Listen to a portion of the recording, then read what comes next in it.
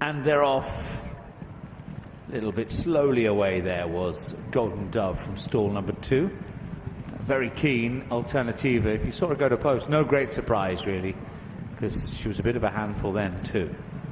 She's desperate for some company and a lead, and gets it now from Infinitive, but still not dropping ahead. On the outside is Chinta Saltos with, in 4th place, Chicago Gal. Then we have Thibouville, who is racing in front of Blue Nose Bell, and the 2 at the back are Golden Dove, who is showing just ahead of Torbellino as they move round now the turn on towards the far side of the track, with Infinitive showing up by just over a length from both Alternativa and Chinta Saltos. In 4th place, Chicago Gal. Thibouville is next. Another length sees Blue Nose Bell held up in 6th place. In 7th is Torbellino. 8th and last now is Golden Dove. So some in form and quite well fancied horses towards the back of the group at the moment. Infinitive, though, now strides on, and just the pace and tempo increasing gradually now with 7 to run. Infinitive in front. Alternativa still disputing 2nd place with Chinta Saltos, and then only a small break to Chicago Gal on the outside of Thibouville. Watching on next is Blue Nose Bell. Blue Nose Bell ahead of Torbellino, and then Golden Dove still at the back end of the field. Now they swing round out of the back straight. 4.5 furlongs to run from this point now, and Infinitive leads up, but the Chinta Saltos goes up to try and share the lead now with Alternativa in behind them on the rail. And then in 4th place, Chicago Gal. Thibouville comes next. Blue Nose Bell and Golden Dove both travel strongly off the pace. Torbellino, the back marker. They pass the 3-pole, straighten up now for home. Infinitive leading. Very quickly on the move, though, is Golden Dove, has made rapid progress to sit just a half a length off the leader. Alternativa's right there as well over on the far side. It's taking a while for Blue Nose Bell to pick up. Torbellino's next, and then comes Chinta Saltos as Alternativa comes through to hit the front here. Did so much wrong before the race, but Alternativa is really knuckling down in it. Torbellino, a late challenge on the far side. Golden Dove didn't find much. Infinitive next, and it's Alternativa. Hope you weren't put off. Torbellino in 2nd place, followed then by Golden Dove, and then Infinitive.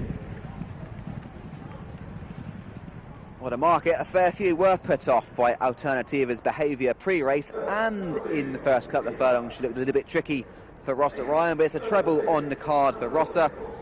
This filly, a homebred for Kirsten Rowson. She got a bit of decent form in the book, but she did not look easy in the prelims, and she certainly wasn't easy in the early stages. But they've gone slow, and Ross has been in the perfect position to strike in the sprint up the home straight.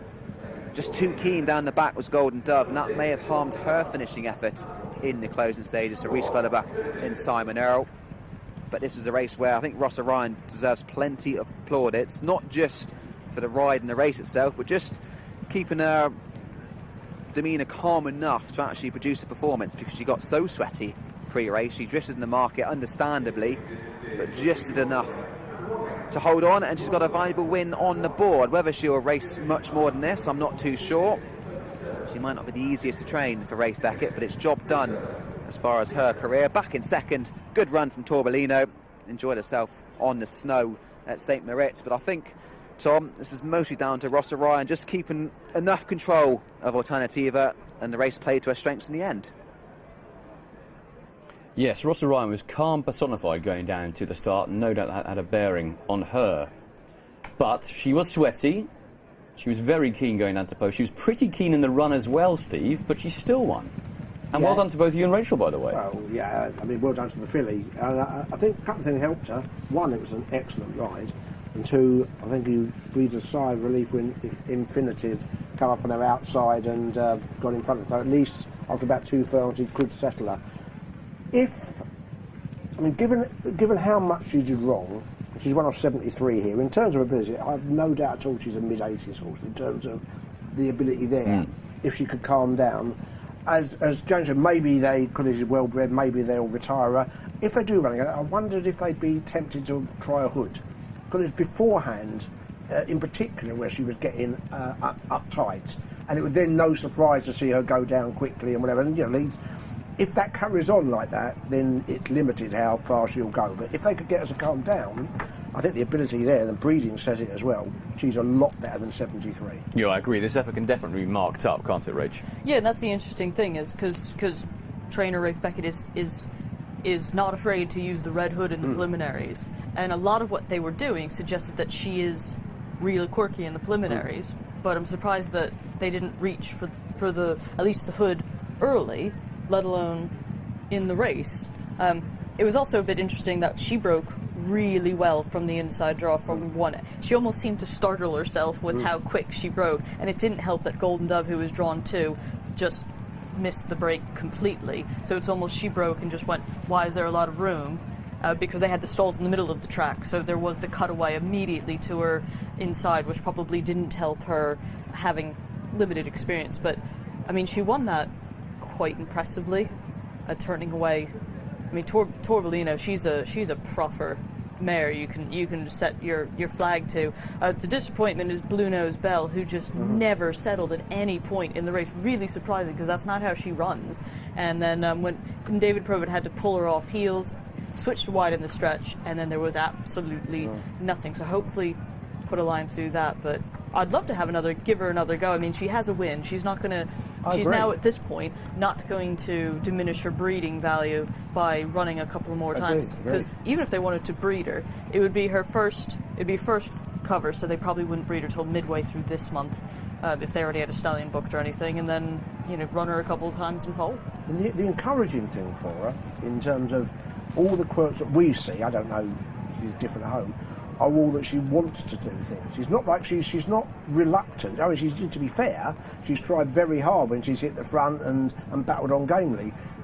It's all about trying to do things too quickly. If they could somehow control that, and I don't know if she's done that. I haven't seen her live before.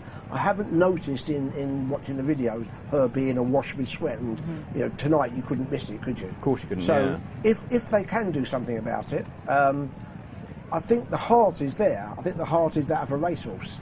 But at the moment, it's a racehorse who wants to do things too quickly.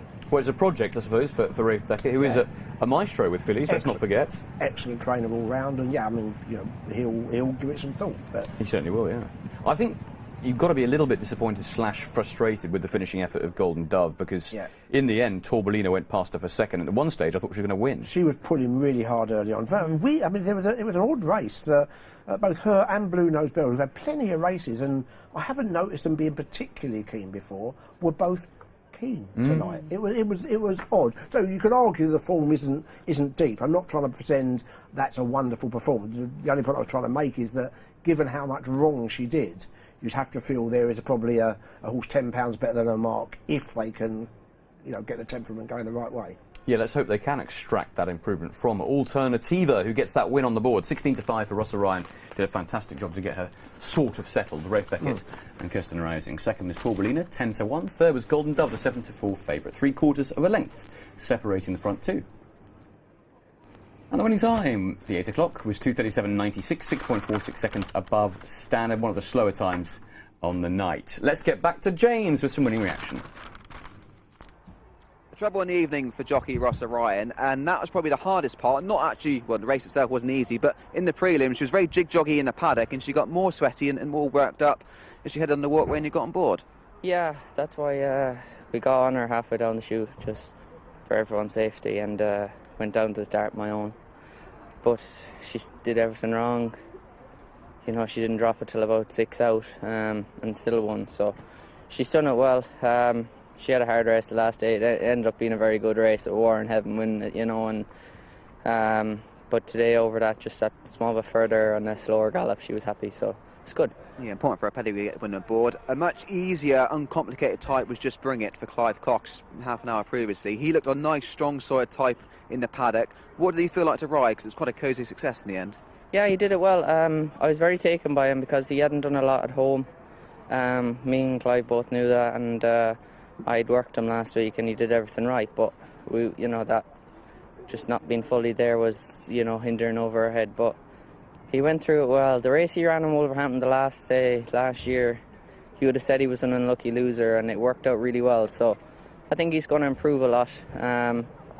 you know, he had a good blow after the race, and I think, you know, he might be open in time to go to 1.25 miles, but as now and for the foreseeable future, he could stick to 1 mile, and yeah, you never know what he could make up into. He's off a lovely mark, so I don't know where Clive's going to go, but I imagine he's got a lovely map planned out for him, so exciting, really. Well, it's a good link up with Clive Cox. It's been a good evening's work. Well done on that one, because she definitely wasn't the easiest. Thanks, James. Cheers. Cheers, Rossa.